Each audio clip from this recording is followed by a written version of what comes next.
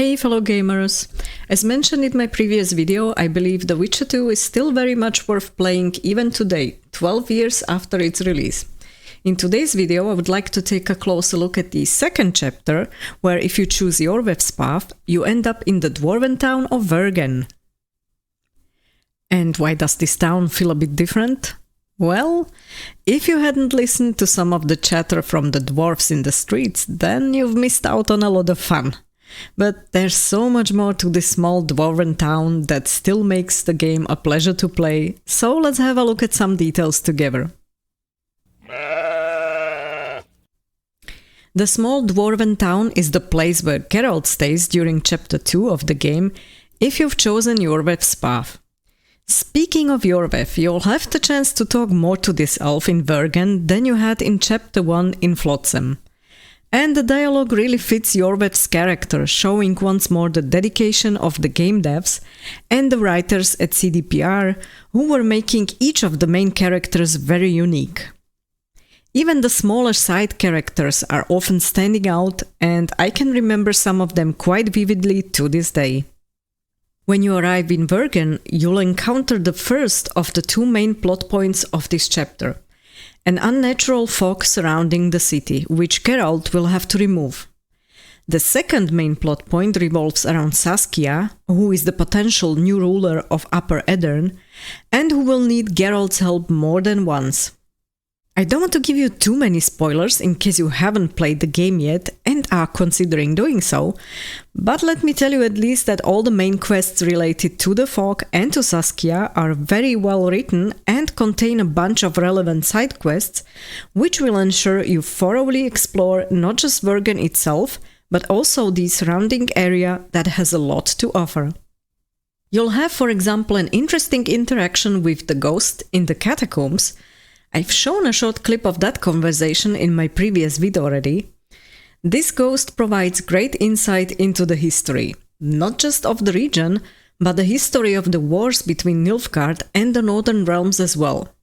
The conversation relies heavily on the book lore, so this definitely is a bonus quest for those who have read the books and are familiar with the history of the Witcher continent. For those who haven't read the books, I'd suggest to have a thorough conversation with Cecil Burden, the alderman of the town, and some of the dwarves in the tavern, before attempting to reply to some of the ghost's questions later. There's also one very interesting quest, which will allow you to view the dreams of the people in the area, and the dreams of some of the main characters from this chapter as well. Those are really fun to watch, and some also give you additional background to the whole story of the game. The mentioned side quests in Vergen bring you additional armor sets or swords. One of those swords is, I believe, one of the best in the game, the Gvihir, which is only available on this side of the chapter 2. In case you haven't unlocked it with a mod, I think. But more on that quest later. You'll get to explore Vergen's mines, dwarven burial grounds, a large quarry full with harpies, and some other interesting spots as additional places aside from the town itself. And whether it's the dialogues with the dwarves, with the sorceress Philippa Eilhart, Saskia or Iorveth, you'll get a ton of background information from the book lore or information useful for your playthrough of The Witcher 3. Even though you're not fully aware about all the details of what's going on the other side of the fog, where Vernon Roach will remain, you still get the key information throughout your Vergen quests. This way you'll have a good reference point then for the next chapter 3, where it'll all come back together. Let's have a look at some notable characters in this chapter. Iorveth. The leader of the Scoia'tael commando was heavily inspired by another famous elven commander from the books, Isengrim, and I'm not going to pronounce that surname for sure because I would butcher it, so you can read it on the screen. It makes him therefore more relatable to the book readers, and at the same time, it's a new character for the game. I've already mentioned that you can have a very interesting dialogue here in the city with him, and he'll be quite open towards Geralt with his opinion on the current political situation or on Vernon Roach, and give you some insight into the minds of the elves in the Witcher universe. He'll also prove very useful and unexpectedly forthcoming in this chapter of the game, so the elf is definitely a force to be reckoned with. Saskia is a completely new character in this game, and you'll only get to meet her in Chapter 2. The Dragon Slayer, as they call her, is a just leader, fighting for the freedom and for the equality of humans, elves and dwarves alike, trying to make Vergen a good place to live for everyone. That is being interrupted by King Henselt of Cadwen, who's trying to conquer Upper Aedirn. Saskia is forced to defend Vergen in this chapter, which will ultimately end with the battle between the two armies. She will, during that battle, reveal a secret to Geralt, which will explain a lot from the prologue and also have implications on the Chapter 3. As every other sorceress in the Witcher universe, Philippa Eilhart also has plenty of secrets, which she's logically not willing to share with anyone, much less with Geralt.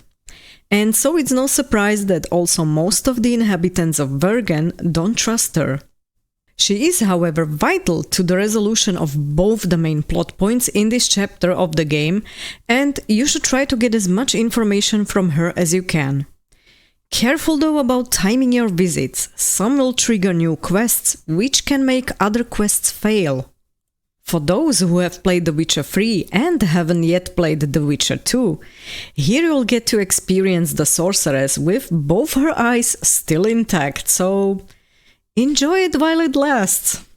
Cecil Burden is the alderman of the town, and is a great source of information about the area. You'll get to meet him quite often, as you'll need to visit him for the rewards for some of the quests. And not unlike Saskia or Philippa, he also has a secret which Geralt will uncover. But that knowledge will also allow Geralt to proceed in one of the quests by pressing Cecil to open a gate in the quarry, which has been locked for safety reasons since the alderman's grandfather's time. Zoltan and the company of dwarves, consisting of Yarpen Zigrin and Sheldon Skaggs, spend most of their time at the local tavern. That is, if they're not helping Geralt to clean out Vergen's mines.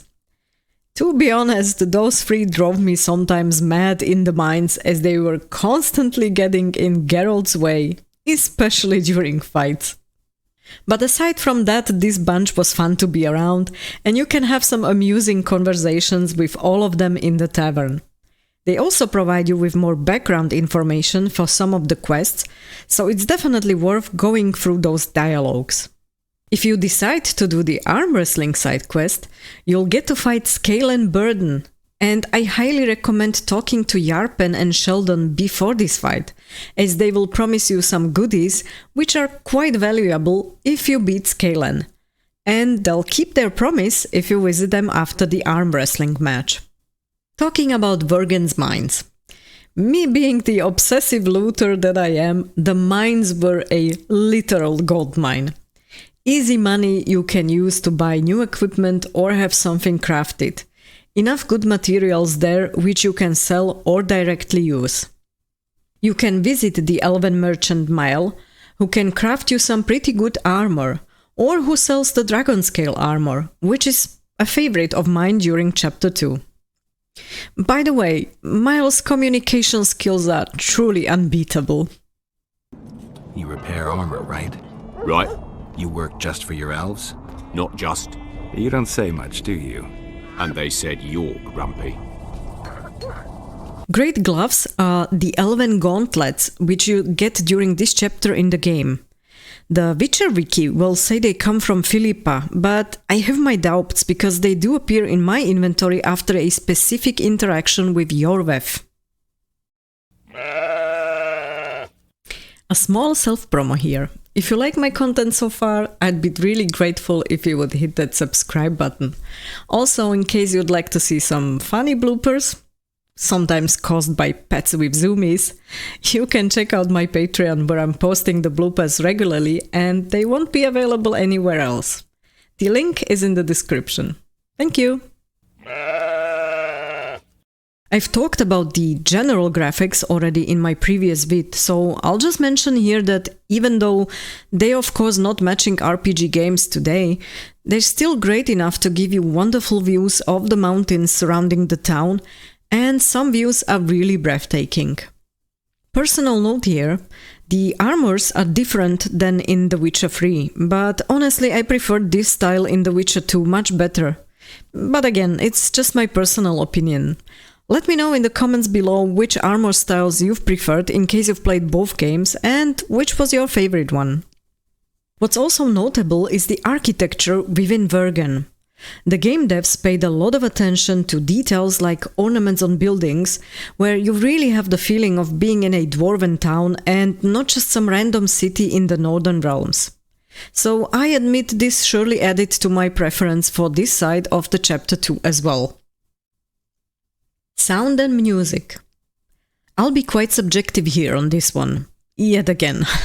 When roaming around Vergen, you'll notice, like in all Witcher games, a different music playing during the day and during the night. The one during the night just always makes me pause and listen.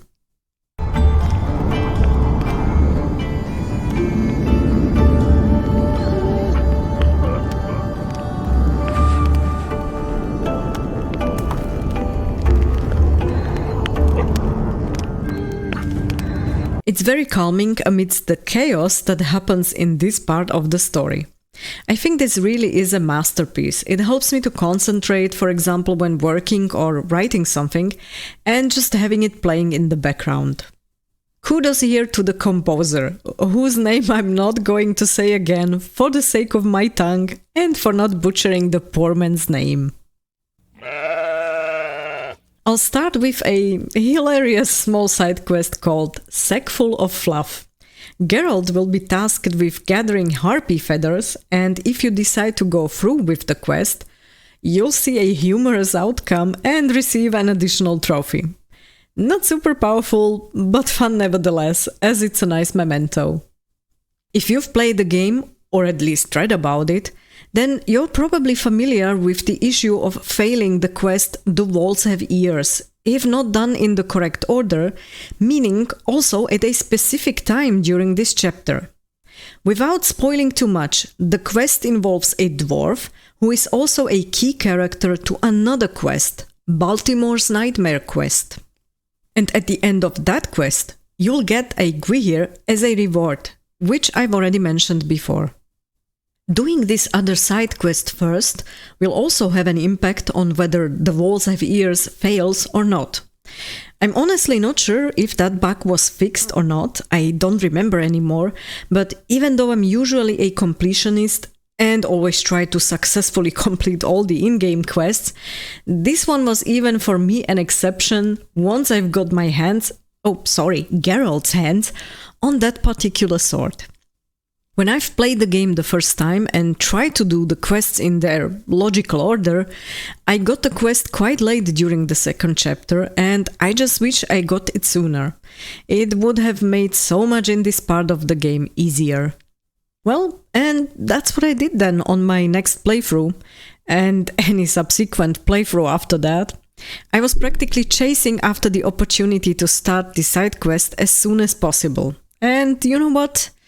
Now I don't mind failing Walls Have Ears. I have something much more valuable. It's also important to mention that this sword is only available on Iorveth's path if you spend chapter 2 in Vergen and dedicate your time to doing all these side quests. But it's certainly a fine reward. Another one of the quests will bring you to the gullies around Vergen, where you meet some trolls. Don't be too hasty to draw your sword. If you're playing it nice here, you can have some unusual help during the final battle in this chapter. But back to what I mentioned at the beginning, the casual chatter of the dwarves. If you have the time to spare, I highly recommend stopping by when you see some dwarves in the tavern or sitting somewhere outside together. They have quite entertaining conversations. Beaver! Eh?